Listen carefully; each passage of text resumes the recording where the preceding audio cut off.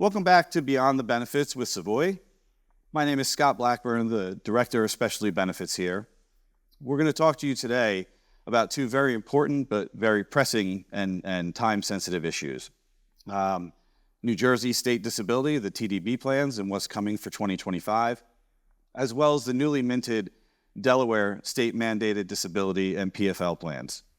And with us to discuss this today is Michael Castrillon, Director of Specialty Sales here at Savoy. Mike, welcome. How you doing?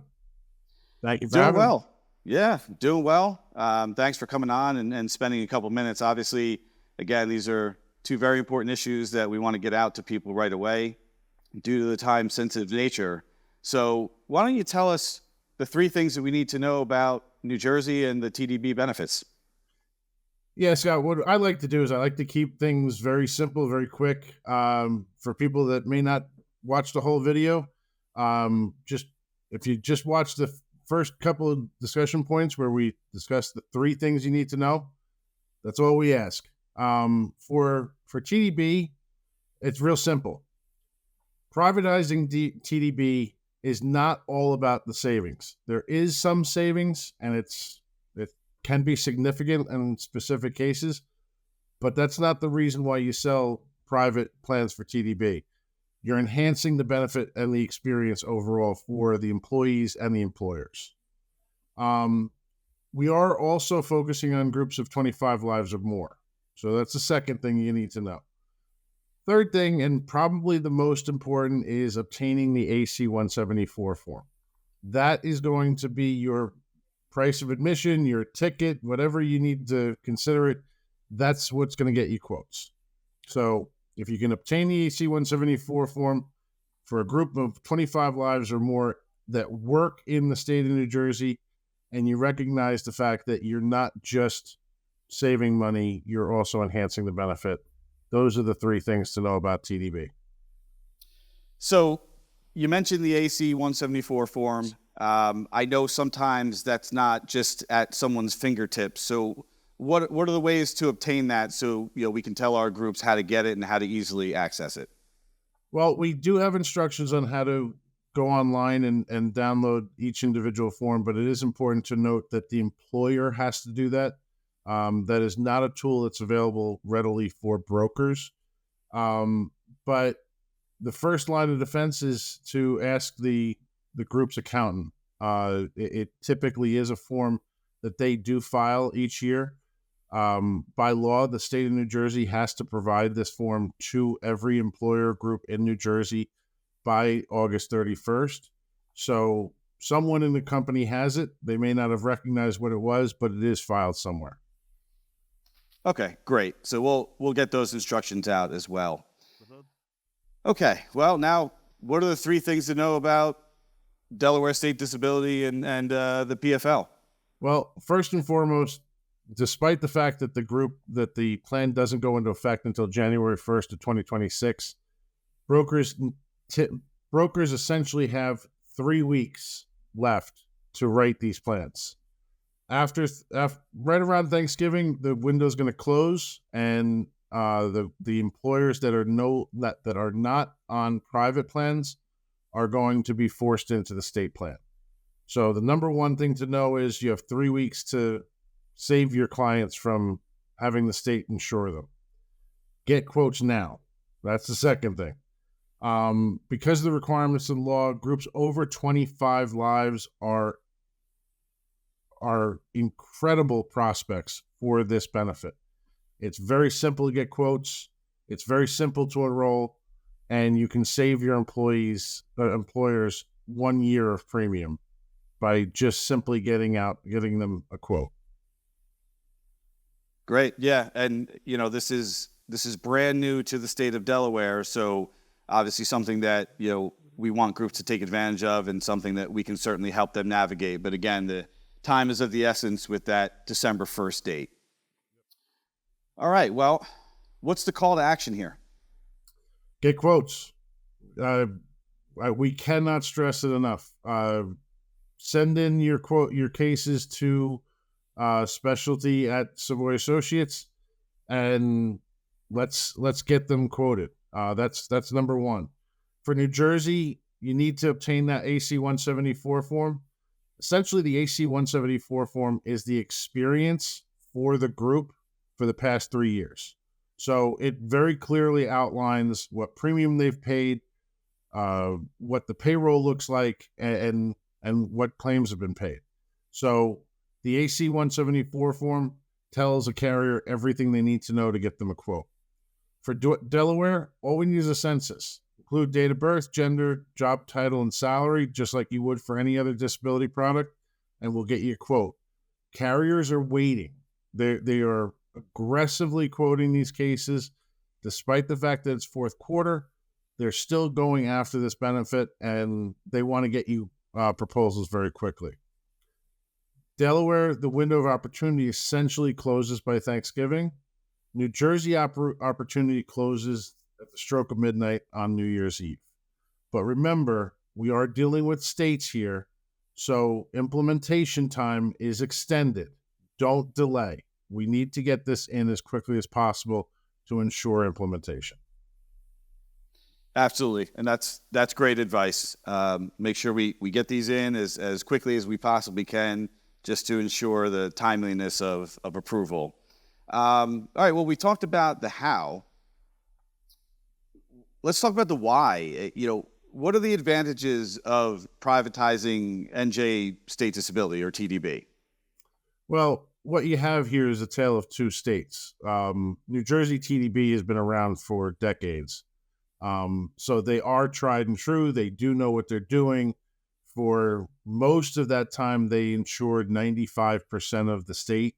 So claiming that they don't know what they're doing is irrelevant.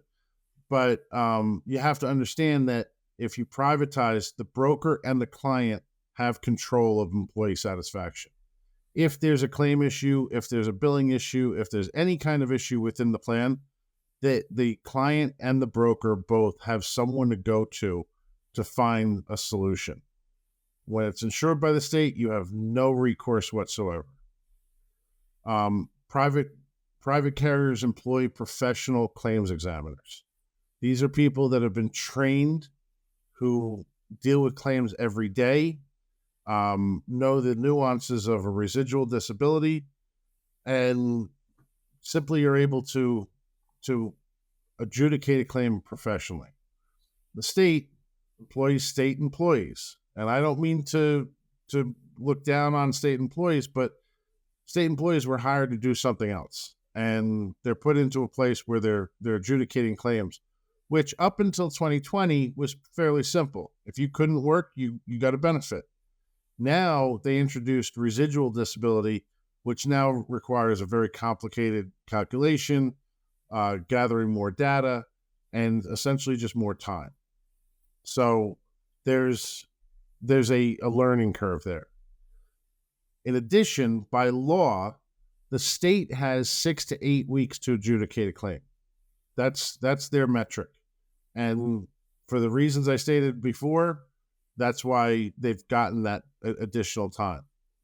Private carriers, by comparison, hold their claims adjudicators to a different standard. It's 2 weeks. So you're guaranteed a quicker claims handling by going private. In addition to the premium savings, the state has the authority to charge a mid-year assessment as well. So if the state is not running well that year, they can assess a additional premium on every New Jersey employer that is insured by the state. Private carriers do not have that flexibility. They can only collect the premium they charge you, and if they don't have a profit, that's on them. Last and final, I know it's taboo to mention, but the state doesn't pay compensation. Private carriers do. So brokers are incented to move the case to private plans because they get paid. Understood. And again, all very important points. Something that I think should definitely be highlighted, which is what you did. So we know that New Jersey State has been doing this for quite some time, but Delaware is obviously entering the market, for the first time. So what are the advantages of privatizing the Delaware state disability, and what are the advantages there? Well, again, when you have a state that's just introducing this benefit and just learning the nuances of it, and believe me, I've spent 30 some odd years dealing with disability, it does get complicated. 2026 will be the first time the state of Delaware even pays a single disability claim. And they're going to start collecting premium on it on January 1st of 2025.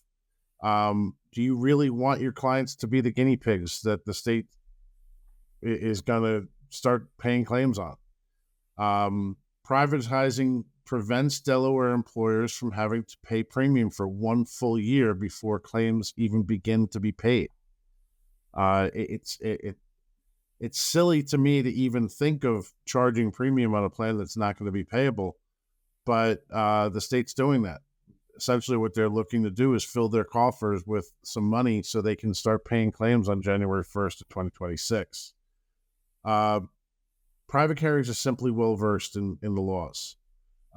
They've been watching this develop from the beginning. Most of them have even contributed to advising the state of Delaware on how to ensure this. So I just would want my employer groups to be covered by someone that knows what they're doing. The financial savings offered by privatization is only part of the discussion. For all the reasons we discussed prior to this, I just simply would rather have a private carrier who has professional claims adjudicators handling claims. Again, great points, and definitely something to think about, which is why we're doing this and why we're having this discussion. So, why are we rushing to do all this in the middle of the fourth quarter with these these cases that have been on the books for a while? Well, like I said, Delaware has been planning this for almost 4 years. They were developing their plan of attack. And like I said, New Jersey TDB has been in existence for decades. What they're counting on is the chaos of fourth quarter. They did not release final plans until just recently. The state of New Jersey had until October 15th to release their plans for 2025. They took until October 22nd. They pushed that envelope. They are counting on brokers having their attention elsewhere during the fourth quarter. So they do not look at this as an opportunity. The states simply like insuring these plans because they are profitable. New Jersey writes it into their law that it has to be profitable. So delaying the final regulations and imposing undue deadlines is part of the tactic. There is no reason why the state of Delaware has imposed December 1st of 2024 for something that is going to happen on January 1st of 2026. But they did, and we have to deal with it. So this is not something we just dreamed up 3 weeks prior to the deadline. This is something that we're reacting to the final release of these regulations. Excellent answers. The good news here is we do still have plenty of time, and we also have plenty of options. So here at Savoy, we have plenty of carriers that can accommodate our request. As Mike said earlier, they are waiting for us to send them those quotes for that business. Again, very time sensitive, but very informative. Michael, thank you very much for all this information. Obviously, please reach out to Michael or anyone of your dedicated Savoy account executives to obtain more information. Reach out to your Savoy specialty team to get ready to get quotes for these pieces of business. We're certainly ready to do that. Michael, thank you for joining. We really appreciate it. And thanks everyone for listening to the Beyond Benefits podcast with Savoy. Thank you.